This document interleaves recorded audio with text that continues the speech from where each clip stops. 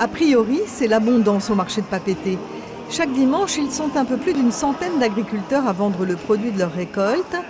Cette dame fait pousser ses légumes sur le plateau de Tarabao et elle ne se plaint pas de la sécheresse. Il y a des maïs, des oignons verts, des courgettes, des aubergines, de la salade, des tomates, des concombres, des navets, des haricots verts, des haricots longs. Elle n'a pas augmenté ses prix et précise même qu'il faut se faire entendre dans la cohue des vendeurs installés autour du marché. Pour crier, pour attirer les clients, tu vois, c'est ça notre charme, c'est pour crier, attirer les clients. Et puis il y a d'autres qui crient à côté, alors nous on est obligés de crier un peu plus fort pour vendre nos légumes, quoi. Au fil des étals, on la voit, cette manne qui vient de la terre. Les clients sont heureux et font de très bonnes affaires. En ce moment, c'est l'abondance, donc évidemment, c'est moins cher. Salade, haricots, moins cher. D'ailleurs, les consommateurs ont même des idées. Le fait que les légumes et les fruits aient été retirés de la liste des produits de première nécessité suggère à ce client que les cultivateurs devraient se passer désormais des filières de vente traditionnelles.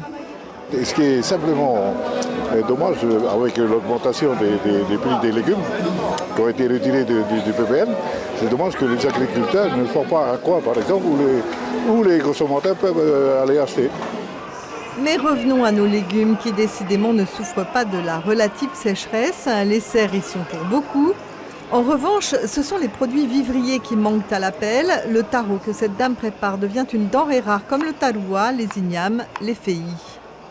Le taro, justement, c'est une plante qui a besoin de beaucoup d'eau, c'est une plante buveuse d'eau et avec la sécheresse qu'il y a eu, à chaque récolte, quand on tire la tige, le mât de taro qui est en bas, il est tout petit, il n'est pas arrivé à terme.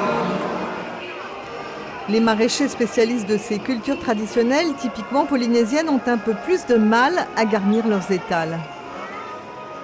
Cette année, il y a eu beaucoup de difficultés au niveau de la production parce que justement, il n'y avait pas beaucoup d'eau, la sécheresse et le réchauffement climatique se fait de plus en plus sentir même à l'échelle locale. Mais rien de dramatique puisque la saison des mangues et des avocats prend le relais en attendant la pluie qui va bientôt arriver.